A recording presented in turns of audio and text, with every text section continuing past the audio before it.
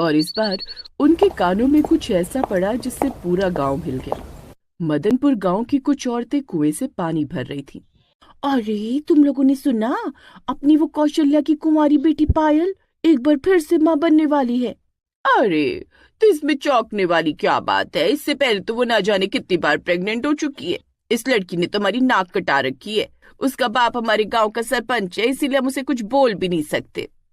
दूर से कौशल्या की बहू राधा ने उन औरतों की बातें सुन ली। उसे ससुराल आए हुए सिर्फ एक हफ्ता हुआ था। ये गांव की औरतें पायल के बारे में कैसी बातें कर रही हैं? पायल फिर से मां बनने वाली है। इसका क्या मतलब कि इससे पहले भी वो कई बार मां बन चुकी है? कहीं मेरी शादी गलत घर में तो नहीं हो गई? मुझे पता लगाना होगा। खैर, राधा घर आ गई और सीधा पायल के कमरे में चली गई। तभी पायल जल्दी जल्दी कोई कागज छुपाने लगी। अरे क्या हुआ भाभी? अचानक मेरे कमरे में भैया से झगड़ा हो गया क्या? नहीं नहीं पायल, मैं तुमसे कुछ बात करना चाहती हूँ। हाँ हाँ, आप बाहर हॉल में बैठी, मैं बस आती हूँ थोड़ा काम खत्म करके। राधा को कुछ समझ नहीं आया। वो बेचारी बाहर आकर बैठ गई। फिर पायल भी सारे कागज अलमारी में छुपाकर बाहर आ गई। तभी राधा ने कहा, पायल तुम्हारी उम्र तो मुझसे भी ज्यादा लगती है। फिर तुम्हारे माँ बाप ने तुम्हारी शादी पहले क्यों नहीं की? गांव में अगर लड़की की उम्र कम भी हो तो भी पहले लड़की की शादी की जाती है। बेटा भले ही बड़ा हो, उसकी शादी बाद में की जाती है। अच्छा, तो ये बात करनी थी। देखिए भाभी, मुझे शादी वादी करनी ही नहीं है। हाँ, जब बिना शादी के ही सारे मजे कर रही है तो शादी की क्या जरूरत? पर पता नहीं उन बच्चों का ये करती क्या होगी। क्या हुआ भाभी, क्या सोचने लगी? अब कुछ नहीं कुछ नहीं। खैर, पायल एक बार फिर से अपने कमरे में चली गई। धीरे धीरे रात होने लगी। राधा बेचारी किचन में जाकर खाना बनाने लगी, लेकिन उसके मन में बार बार पायल का ही ख्याल आ रहा था। पता नहीं कहाँ फंस गई मैं। गांव की औरतों के मुताबिक मेरी ननद इससे पहले भी कई बार मां बन चुकी है। चरित्रहीन परिवार में फंस गई मैं तो। तभी वहां पर उसकी सास आ गई। उसने राधा की बातें सुन ली। ये क्या बड़बड़ा रही हो बहू? तुम्हें हमारा परिवार चरित्रहीन लगता है? सासू माँ, मुझे अभी भी पता चला है कि पायल फिर से माँ बनने वाली है। इसका मतलब इससे पहले भी कई बार वो माँ बन चुकी होगी। हाँ, तुमने बिल्कुल सही सुना है। आज के बाद इस बारे में कोई बात मत करना। इतना बोलकर उसकी सास वहां से चली गई। चरित्रहीन परिवार को चरित्रहीन बोल दिया तो सासू माँ को मिर्ची लग गई। आने दो विक्रम को, उससे ही सारी सच्चाई पता चलेगी। थोड़ी देर में खाना बनकर तैयार हो गया। उसका पति विक्रम भी काम से घर लौट आया और पूरा परिवार एक साथ बैठकर खाना खाने लगा। लेकिन पायल वहां मौजूद नहीं थी। अरे कौशल्या, हमारी पायल बिटिया एक बार फिर से गर्भवती हो गई है। उसका ख्याल रखना। जाओ, पहले उसको खाना देकर आओ, हम लोग बाद में खा लेंगे। अपने ससुर के मुंह से ये सुनकर राधा दंग रह गई। खैर, उसकी सास एक थाली लेकर पायल के कमरे की तरफ चली गई। ससुर जी, आप तो इस गांव के सरपंच हैं, समझदार भी लगते हैं, फिर आपको ये सब गलत नहीं लगता? बहू, मुझे पता है तुम क्या सोच रही होगी, लेकिन जब तुम्हें सच्चाई पता चलेगी तब तुम्हें पायल पर गर्व होगा। ससुर जी, बुरा मत मानना। पायल कुंवारी होने के बावजूद बार बार प्रेग्नेंट हो रही है, इसमें भला कौन सी गर्व करने वाली बात है? और दूसरी बात, अभी तक जो उसके बच्चे हुए होंगे वो गए कहाँ? इससे पहले कि उसका ससुर कुछ बोल पाता, विक्रम ही बोल पड़ा। राधा, वक्त आने पर तुम्हें सब कुछ पता चल जाएगा। अभी हम तुम्हें कुछ नहीं बता सकते, लेकिन पायल को गलत मत समझो। चुपचाप खाना खाओ।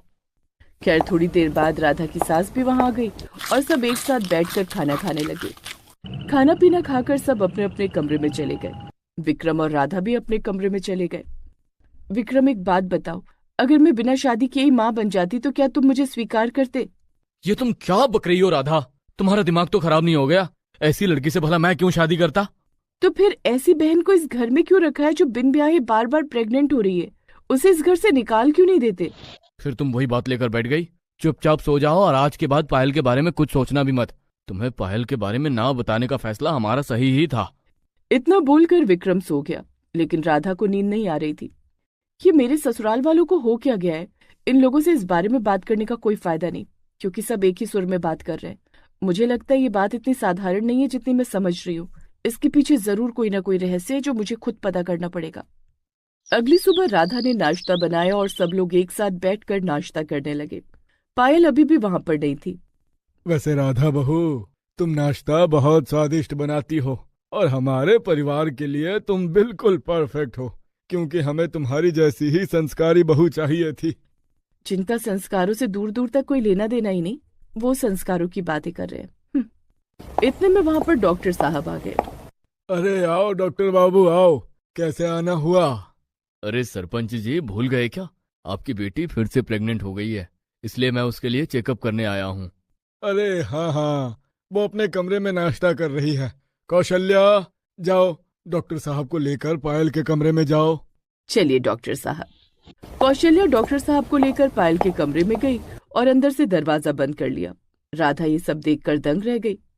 ससुर जी विक्रम, अब तो कम से कम मुझे सच्चाई बता दीजिए।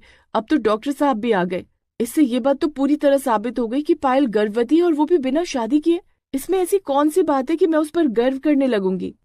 देखो राधा, अभी तुम नई नहीं हो, तुम्हारे अंदर कोई बात पचती नहीं है, इसलिए वक्त आने पर तुम्हें सब पता चल ही जाएगा। पिताजी, मेरा नाश्ता हो गया है, मैं काम पर जा रहा हूँ। राधा, पायल को दिन में 3-4 बार जूस पिलाती रहना। इस टाइम हेल्दी खाना पीना बहुत जरूरी है।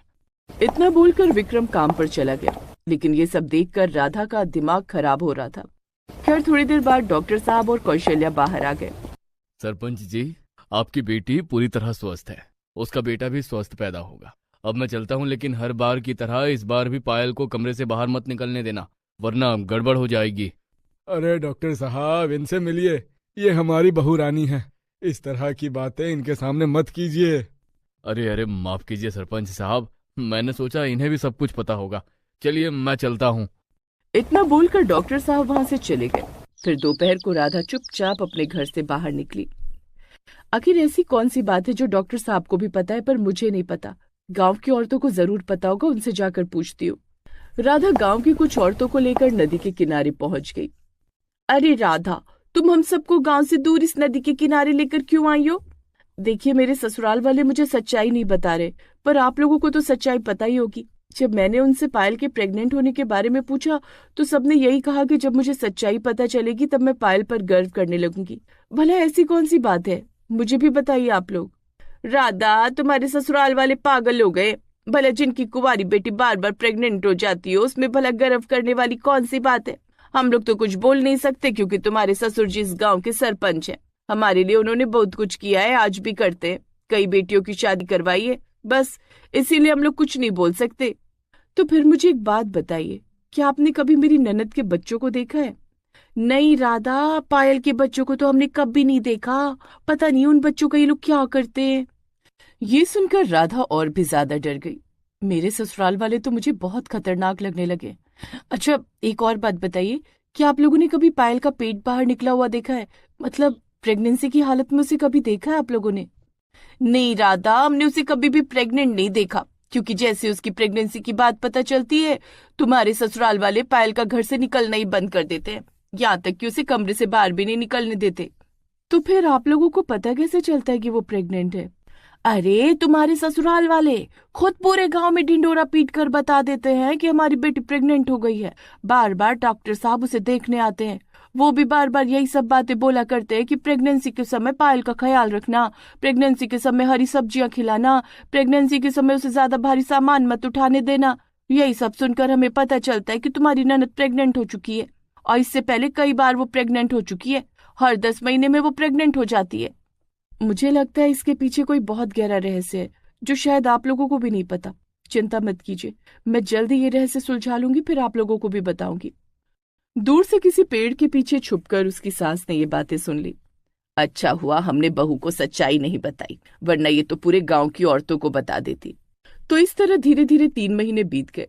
फिर एक रोज जब राधा पायल के कमरे में उसे जूस देने गई तब, पायल अब तो 4था महीना शुरू हो गया है, अब धीरे धीरे तुम्हारा पेट भी निकलने लगेगा, पर अभी तक तुम्हारा पेट 1 इंच भी नहीं निकला, ये कैसे हो सकता है? अब इस बारे में मुझे क्या पता भाभी, ये तो भगवान को ही पता होगा। खैर जूस देकर जैसे ही राधा उसके कमरे से बाहर आई, वैसे ही उसके सास ससुर मिल गए। बहू, अब आज के बाद पायल को जूस देने मैं जाया करूंगी, तू उसके कमरे में नहीं जा सकती। क्यों नहीं जा सकती सासू माँ, वो मेरी ननद है। बहू, अपनी सास से जबान नहीं लड़ाना चाहिए, इन्होंने जो कहा है मान लो। उस दिन के बाद राधा को पायल से मिलने ही नहीं दिया गया। धीरे धीरे 9 महीने बीत गए। एक रोज जब सारे लोग बैठकर नाश्ता कर रहे थे, तभी पायल अपने कमरे से जोर से चीखी, आ माँ मेरे पेट में बहुत तेज दर्द हो रहा है। आह!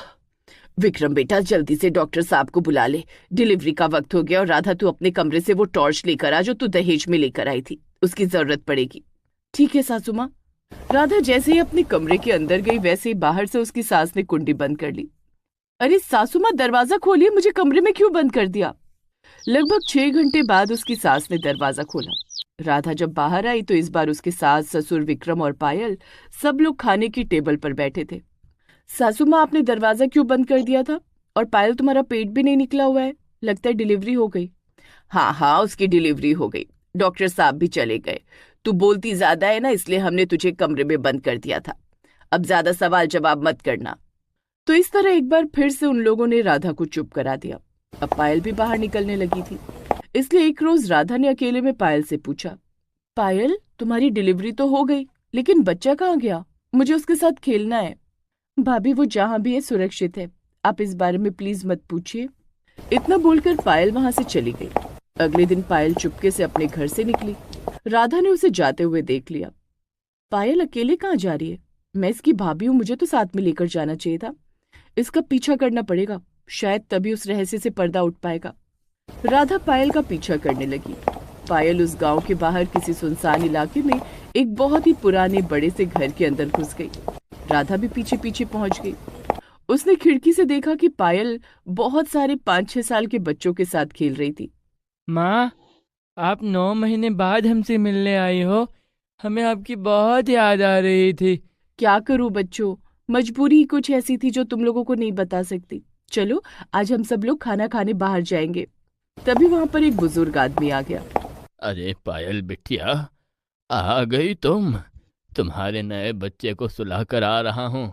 बच्चों, अब तो तुम्हारी माँ हर रोज तुमसे मिलने आया करेगी। चलो, मैं भी चलता हूँ तुम लोगों के साथ। ये सब आखिर हो क्या रहा है? ये बूढ़ा आदमी कौन है? ये पायल का पति तो हो नहीं सकता। इस आदमी से अकेले में मिलना पड़ेगा किसी दिन। खैर कुछ दिनों बाद गांव वाले सरपंच जी की हवेली आ गए। सरपंच साहब, हम आपकी बहुत इज्जत करते हैं क्योंकि आपने हम सब के लिए बहुत कुछ किया है।